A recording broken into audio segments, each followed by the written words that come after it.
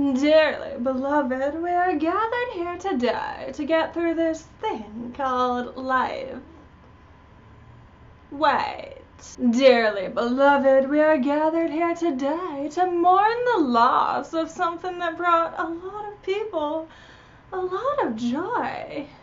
Freddy Krueger's dignity. What was once a threatening villain haunting the nightmares of fictional teenagers and audiences alike has officially crossed the line into ridiculous territory. Want proof? Take a look at today's movie, Freddy's Dead.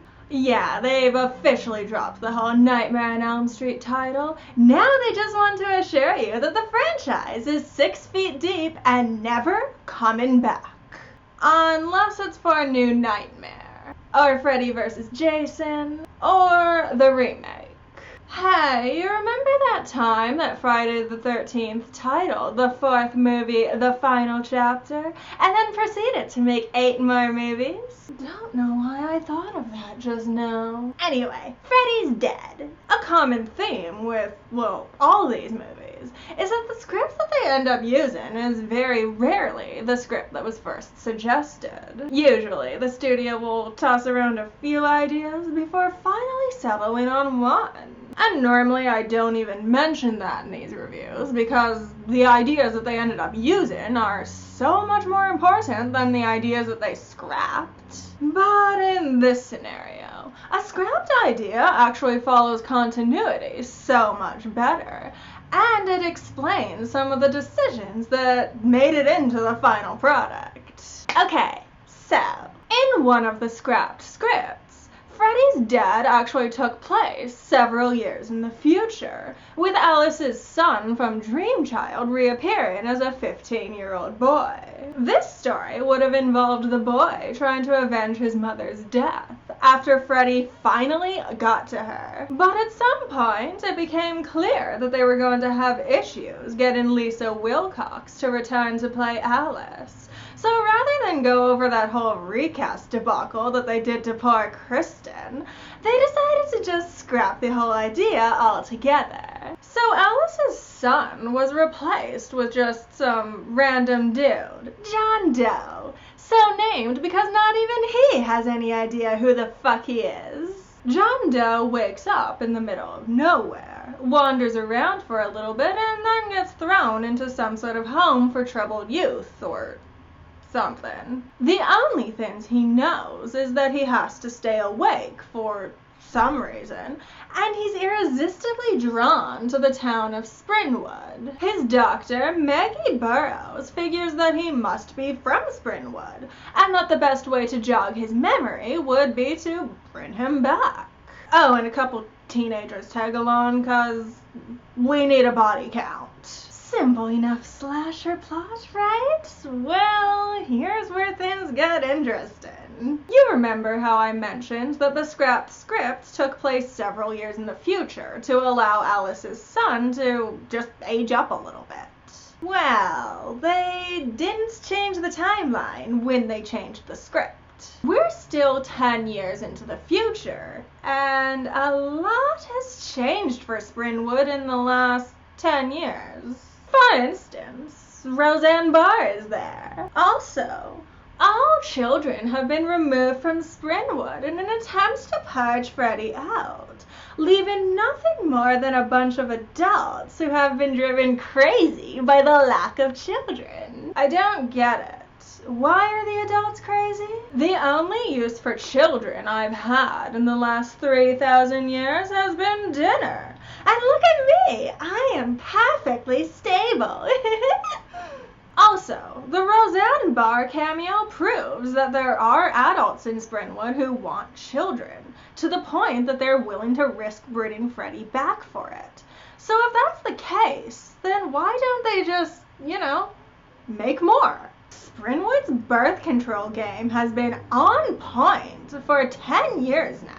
Anyway, John Doe and Doc try asking around to gather information, but it's kind of hard to make sense of anything because, crazy. Meanwhile, the teenagers that tagged along are doing that one thing that teenagers are really good at doing in slasher movies.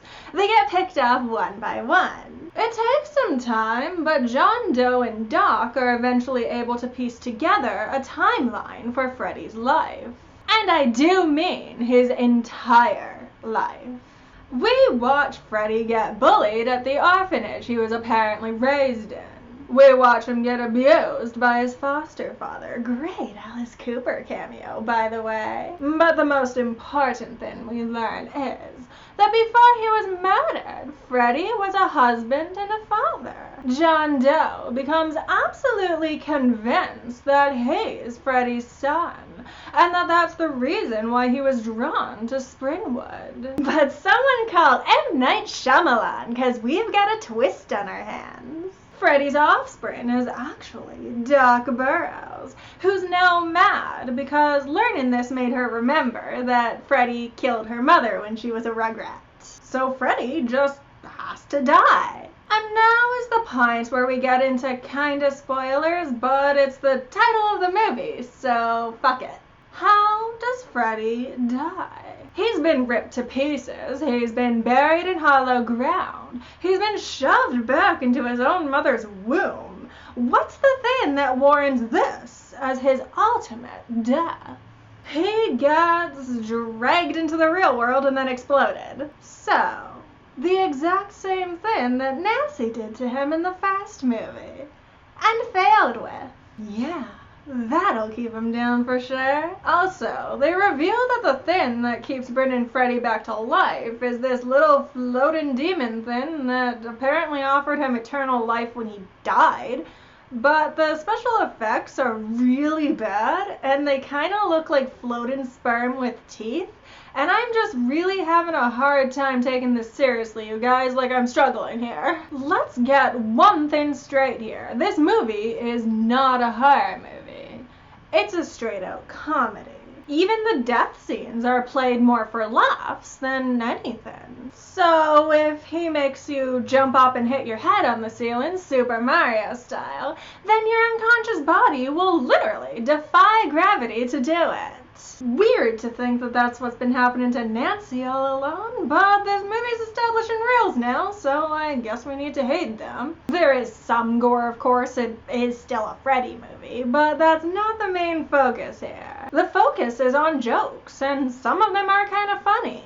But this movie's drastic tonal shift from the rest of the franchise just kind of makes it stick out, like a partially severed thumb. This movie is ridiculous in the way that a Looney Tunes cartoon is ridiculous. It doesn't follow any logic or natural law. Things just sort of happen. And because of that, I kind of love this movie just as much as I hate it. My opinion of this movie really does shift with my mood. Sometimes I think it's just a dumb comedy that I can just veg out and enjoy without thinking too hard about it. Sometimes I think it's a disgrace to an amazing franchise that completely derails all continuity and throws in a bunch of unnecessary shit. And sperm demons. But would I recommend this movie? Come on. It's a horror comedy called Freddy's Dead. I think you can figure out whether or not you want to watch it based on that description alone. Now make sure to subscribe to this channel and click that little bell thingy to get notified, because next time things get weird. To this point, the Nightmare on Elm Street movies have kind of just followed the same storyline. And that arc isn't finished yet, but we are going to take a little bit of a detour. Join me next time, my pets, because it's time to explore a new nightmare. But for now, give this video a like if you enjoyed me, and head on down to the comments section. Let me know your most creative way to kill Freddy that you think might actually work. Thank you so much for watching, my pets. Love you.